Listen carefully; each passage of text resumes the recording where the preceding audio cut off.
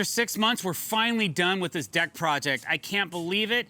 I want to tell you guys all about it. So we're going to start right here with the base of this deck. Now, we've gone into a deeper video with this already, so make sure you check that video. For this one, we're going to glaze over some of that stuff and get you to the final project, all right?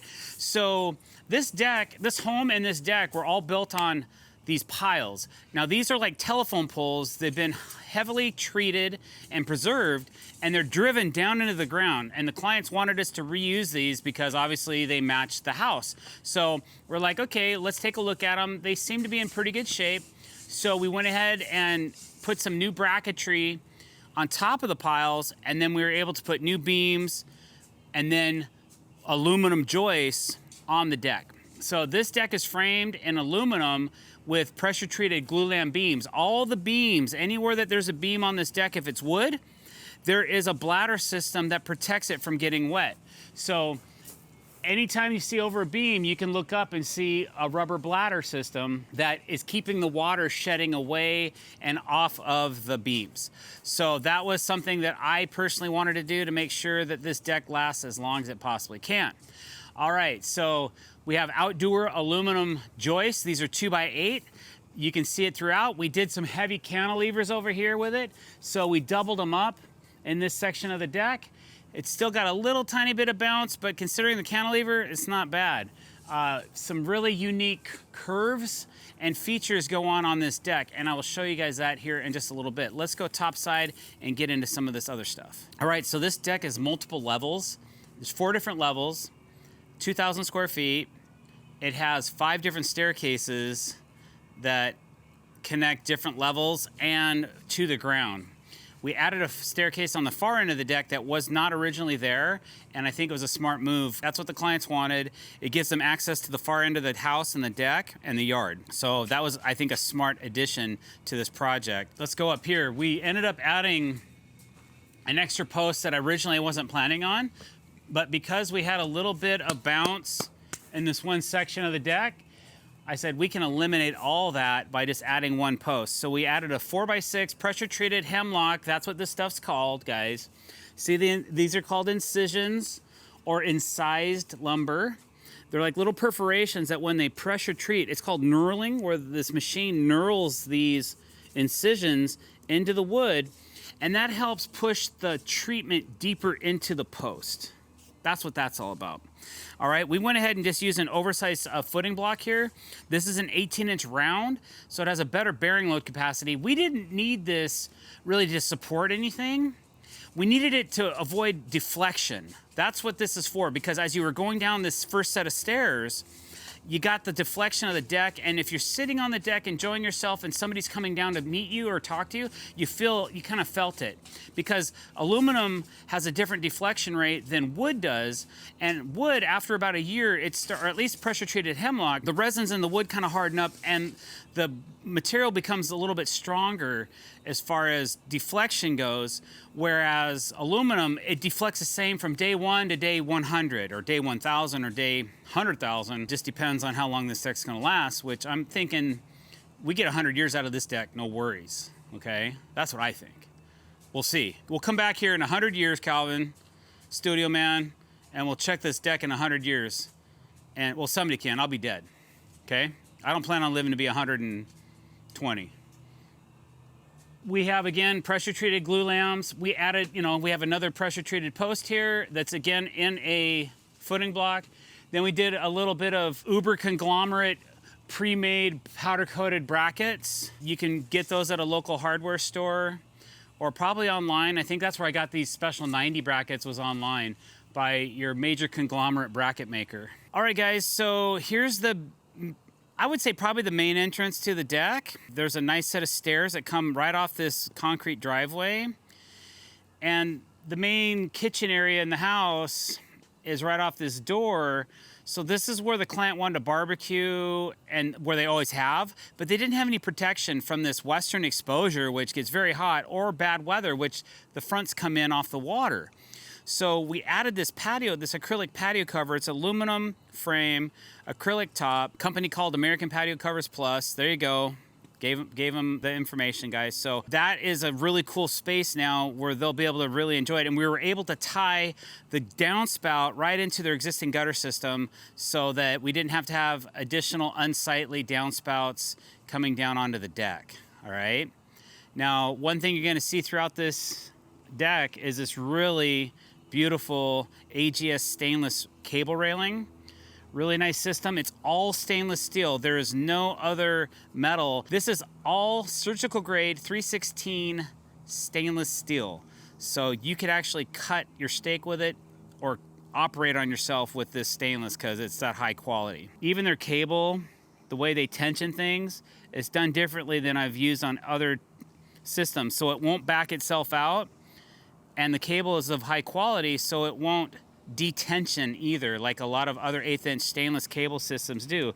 This one's gonna stay firm. You're not gonna have to come back and retension it in the future. All the welds are really nice on this railing. It's just really top notch. It's the most expensive rail system I've ever installed. And you can tell why, because it's just a really nice system. So if you're into cable rail, give AGS stainless a look. All right, so what we have here, this is my style of how I build stairs.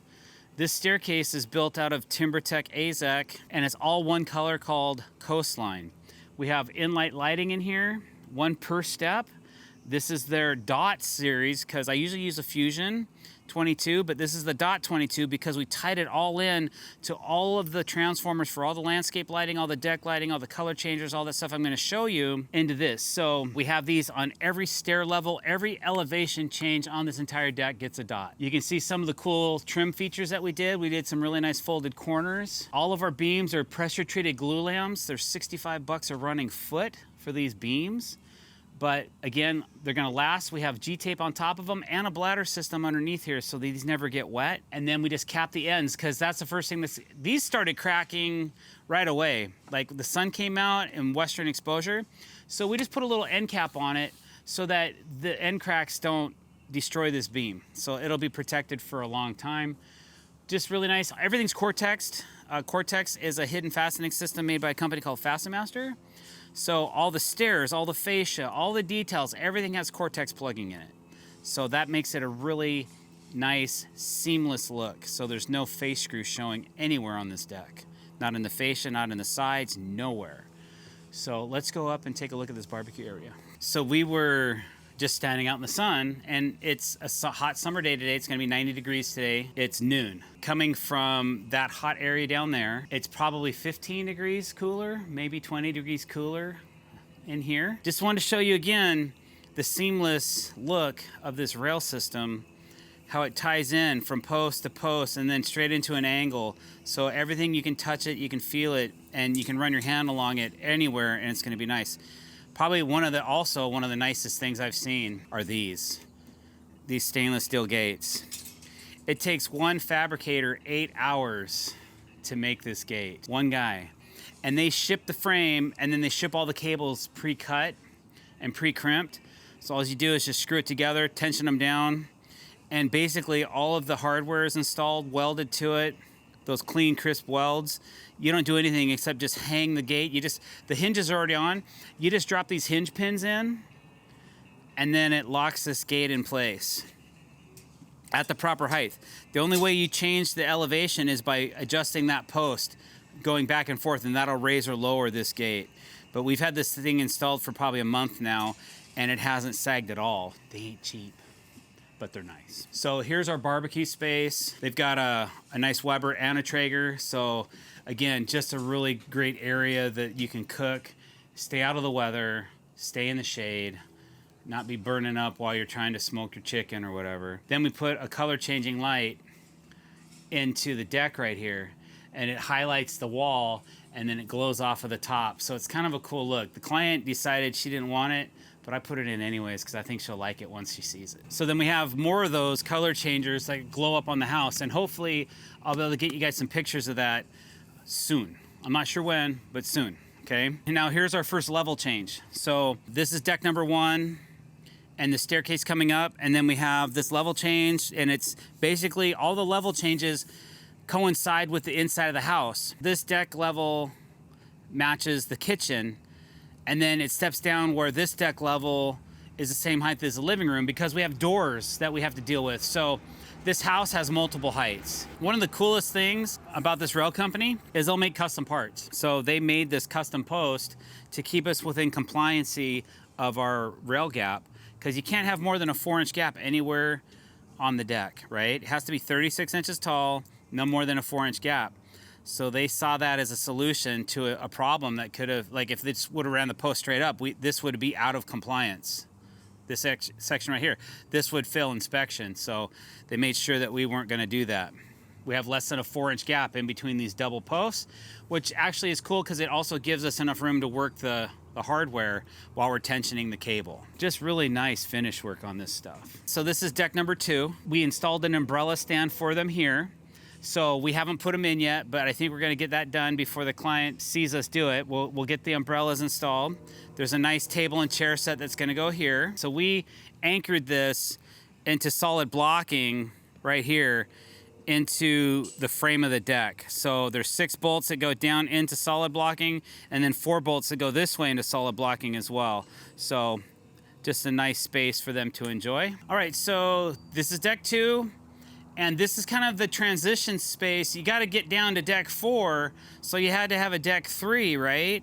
So this is where things got really complicated. We spent a lot of our time framing, building, installing, creating space for this area. It took us many attempts to design it and to figure it out because it's so complicated. This is a very complicated space right here, but I think it turned out beautiful. Originally, we're gonna have some railing over here, but the client didn't want it, so she decided she'd much rather have this like bleacher type grandstand type effect right here. I was with it.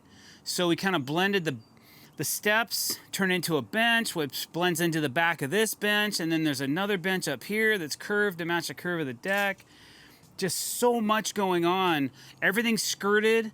There's no way you can get through it. You can't see it. It's just a nice space. So deck 2, this is more of a pathway to get you down to the main entertaining deck down here. And again, just having some cool spaces and transitions. I'm into really creating cool transitions in my work. So, and the elevations happen to work out really well for this particular job because in the house, it was a kind of a tall rise. It's like a 7 7/8 inch rise or 7 3/4. Somewhere in there. So it's a little bit taller of a stair than I'm used to building, but it really transitioned nicely. So the deck turns into your first step. The first step flares, and then it turns into this curved bench. Then there's another step below that, and then it gets you down to the deck. Another cool feature that maybe a lot of people aren't gonna pick up on, there's surface borders that go all the way around all of these areas. On the inside of the bench, on the back side of the bench, there's a curved surface border. On the inside of the bench, there's a curved surface border. All that takes planning, prep, and a lot of time to complete. Lots of folded corners on this so that all the miters match and they won't fall apart because they're folded, they're heat bent and folded. More lights go in the face of that bench. We've got a fire pit right here. And then again, another umbrella stand over here for that large gathering. This is where the large table goes, the big chairs and the big umbrella, so they can really enjoy themselves. Got some more color changes on the house here. Everything's glowing purple right now. That's because this is the color I chose, but the client can choose any color they want to glow the house if they want, or they can turn them off. They don't have to. Maybe they're entertaining, but they don't want color on the house so that they can turn them off. It's a really cool app. Check our video on the Enlight Smart Hub 300. All right, and then this is what came out as a new section. You'll notice that we went from a surface mount on the deck of the railing to a fascia mount over here. So the reason for that is because this staircase is really narrow. Now this is also, again, another beautiful gate with a custom post. And then one more set of stairs going down to the ground, to the backyard, and they have storage over here. And it was just a really good spot for the clients to be able to, oh, if I need to get off the deck, I don't necessarily want to walk all the way over there to exit the deck. Now they have another space where they can exit the deck off over here. Again, 1 light per rise. Cable rail fascia mounted both sides so that we could maximize the width of the staircase. So now they have a full 40 inches if they're carrying stuff in and out, up and down the deck. They have as much room as they possibly can need to get things up and down. All right, guys, well, that concludes the back deck, but wait, there's more. We have a front deck to show you as well, so let's go check that out. Here's some more of the frame. We basically did a similar build over here where we used pressure-treated glue lambs. Connecting from the house, we used some of the old bracketry that was here from the old deck. And then we put in new brackets on top of these posts, bolted all that together, gave it the same treatment as we did. We bladdered over the top of the beams again because I want those beams to last a really long time. And then we connected this cantilever that's holding up the corner of the house. So we just need to bust this apart and take it down because that's no longer needed. We're doing a full landscape lighting out front as well, and there's gonna be some lights highlighting this pathway. But let's go up top now and take a look at the top side. All right, guys, here's the front deck. So the old deck used to only come out to this concrete, but because of that, the posts were exposed to the elements always because the piles stuck out further than the deck did. I didn't like that. So I extended the deck 7 inches so that we could cover over the tops of the piles and protect them from future decay because they're 45 years old now. They're starting to take some abuse, and I want to make sure we could make them last as long as possible. The old deck came out here, and then right about here, it cut back, and then it 90'd back to the house this way. This section of the deck came this way, 45 back, and it stopped right here. So this was about the width that you had to get in and out of the house. You could probably touch both rails with your hands if you wanted to. We didn't like that, so I was like, hey, let's extend this deck all the way to the corner of the house, open it up, because in the afternoon, this is warm right now, but in the afternoon, this is one of the few shady spots that she has where she can come out and really enjoy the afternoon weather without being cooked to death, okay? Also, we wanted to bring this deck over to the corner of the house. This whole garden room was rotted, so she had a contractor come in, reframe this, put in a window, all that, so that we could build the deck all the way to the edge of the house and frame it in so it looks really nice. Now they can come back and finish their work, but we have a really beautiful railing to match the back, same deck style with the alternate widths of decking. Again, everything's Cortex, locked down, 50-year decking product, 100-year frame. This deck is gonna last a really long time, just like the back. And what an amazing entrance they have now. It's very inviting. And believe it or not, this deck has about 3 inches of tilt. So it was a little bit of a challenge to get the railing installed properly because the deck, it's not like this, it's like this. So it kind of drains back this way, but that's so we could get from the front door to the concrete, which it's just an elevation. And so we decided to do that, which I believe was the right move because you can't really tell it's at a level, but it's just a nice transition. So everything's super smooth, goes right into the concrete. They can cart. Before they had an 1.5 inch bump where there's a deck board that was cut on an angle, but they always had it was like a toe catcher. And so we got rid of that by dropping the deck another 1.5 inches. That's the 6-month project, guys. I hope you enjoyed it. If you do, leave a comment below. Let me know what you think of this build. And thank you for watching. Don't forget to click subscribe and hit the bell icon, guys. Thanks for watching. Have a great day.